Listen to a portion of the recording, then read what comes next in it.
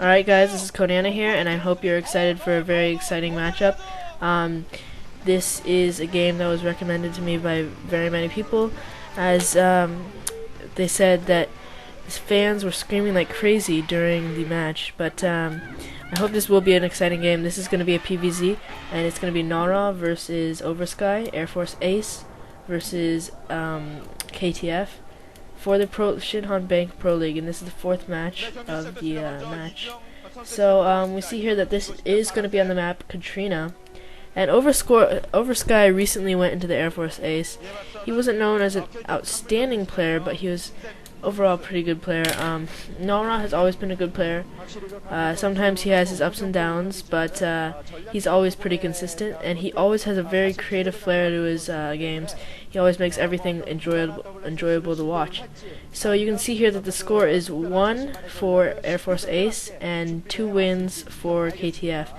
And we see here that Nara is spawning at the 12 o'clock position, and at the 3 o'clock position we see that Oversky is spawning.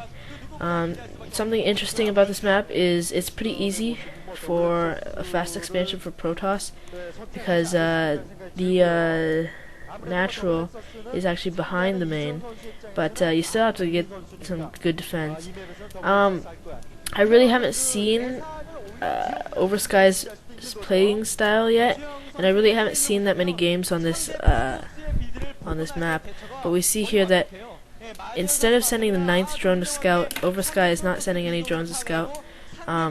He's probably assuming that Nara is doing a fast expand, because it's very common for Protoss to do a fast expand nowadays. And we see here that Oversky is going to use that economical advantage, very slight, but he is going to start his expansion, his natural.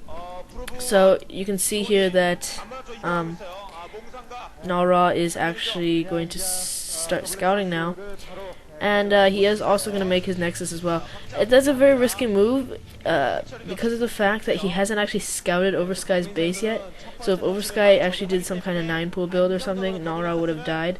However, most Zergs opt not to do that, and the probe is going to find Oversky very early. I don't know if Oversky just did that. He just hid the drone in the corner so the probe didn't see it, and now he's going to be able to take an expansion, which is very common to get a 3rd hatchery. I'm not sure if Oversky did that on purpose or it was just a misclick. So Oversky is doing the standard 12 hatch 11 pool, and he is going to get his 3rd base, which is very, very standard again. You can see here that Nara is actually putting his probe at the middle only.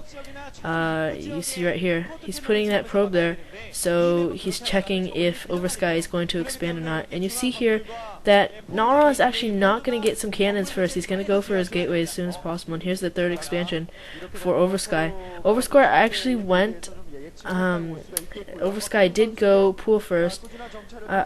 He did go 11 pool after his hatchery, so I don't know why Nara decided that it'd be a little bit better to get his zealots first, because he just wasted kind of his money on that forge, but he probably will get cannons very shortly.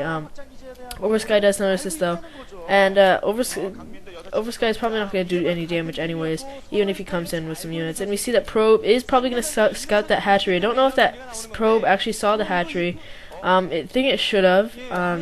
If it didn't see that hatchery, it'll probably see it when it goes back. But here's some first-person VOD of Nara, and you can see on the mini-map at 6 o'clock, you can see that Nara did scout that hatchery. So right now, both players are playing fairly standard. I don't really know what Nara's doing. He's getting a pretty fast tech. He didn't get any cannons. He neglected to get cannons. He has a fairly low probe count. He's doing some very nice scouting here, though. He's just scouting very well. On the other hand, Oversky really doesn't have any scouting. Look here, Nara's not even producing probes, and I don't know why. He's just teching very fast, getting his cybernetics core. We see that the layer is going up for Oversky though, and right now both of them are playing, trying to get him. Well, Oversky is trying to get a macro advantage, and we see that Nara is kind of trying to tech fast. I don't really know why he got his cybernetics core very early, but he did scout that layer, I think. and you can see some of his team members right there. So we see that a Stargate is going up for Nara. Nara is going to be able to use those Corsairs to start harassing Overlords to get some good scouting in. You see that Nara still has his probe going around the map, scouting for any expansions, but the lair is complete, and Hydralisk is going up.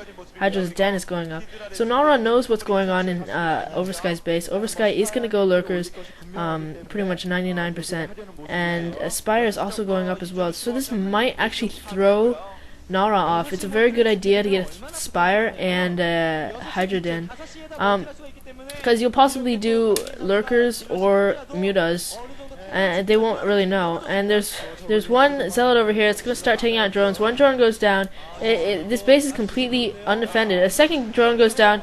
Very poor control there by Oversky, but he does have some Zerglings coming in. Only one Zergling, but he is sending a few more Zerglings coming in right now. So I think that Spire that Oversky made is actually going to prove a little bit useful. He's going to be able to use Scourge. Another thing is that it's probably going to force Nara to make some cannons, but he doesn't have to, because he is making Corsairs, and I saw that after the first Corsair he was immediately producing another one. So Nara seems to be probably going to do the Bisu DT build, since he's making a few Corsairs, or he's going to do a Reversair. You can see he's making a lot of Corsairs right now. His third one is already in production, and there is a Templar Archives up already.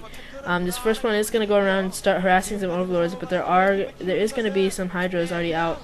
And Oversky, at this point, his main objective is just to keep his expansions and make sure that Nara doesn't expand. You see that the second Corsair is already starting to attack as well, and Oversky is going to start losing some Overlords. He sees that there's two Corsairs though, so he knows that Nara is actually going to be using a lot of his gas on Corsairs instead of using them on High Templar.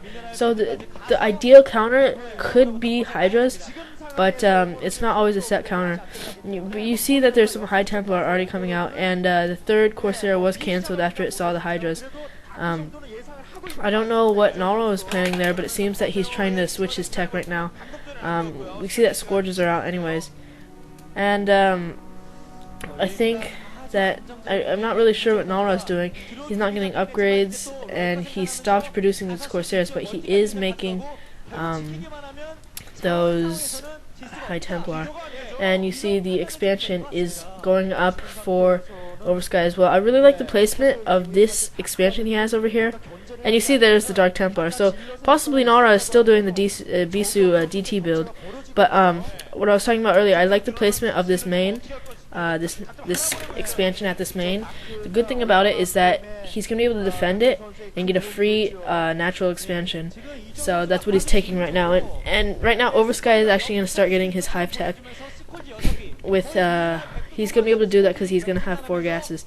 So a Dark Templar is coming down to the 6 o'clock position, but there are some Overlords there. There are 3 Corsairs, and Oversky does know that there's DTs out, and he's going to have to probably throw up a few spores. You can see that all these Overlords are clumped together, which, if you've watched the Savior versus Bisu, the very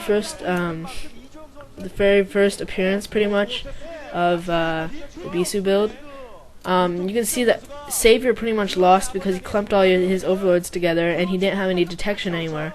But in this case, Oversky is actually going to clump his Overlords together too, so let's see if he's actually going to be able to counter this DT build. It depends on how well Nara is able to control his units. He does lose 1 Corsair pretty carelessly to Scourge, and there's some Scourge coming in from the top. They are going to take out these Corsairs. The Corsairs are focusing on taking out these Overlords as fast as possible. If Nara gets these Overlords, this is going to be very, very serious, because that Dark Templar is going to be able to do a lot of damage. But 1 Corsair goes down, the second Corsair is being chased by 2, and the Corsair does go down. The Dark Templar no longer can go in since the Overlord is still there. Nara made a pretty bad mistake there. But excellent timing there by Oversky. His Overlord was almost halfway dead, and his Scourge came just in time. So the hive is coming up right now, and you can see here that a lot of Lurkers being produced over here, and this is going to be also an ideal counter, because at this point in time, Nara is not going to have any observers because he's been focusing a lot on getting those Corsairs and Dark Templars and High Templars. You see these lurkers are going to be able to do a lot of damage right now. But very well placed storm there by Nara. He was able to get off a few shots with his zealots and then be able to kill the lurker with the storm. Nara is actually going to try and expand here, but looks like he's not going to be able to expand because these lurkers are coming in and he's not going to be able to fight off those lurkers.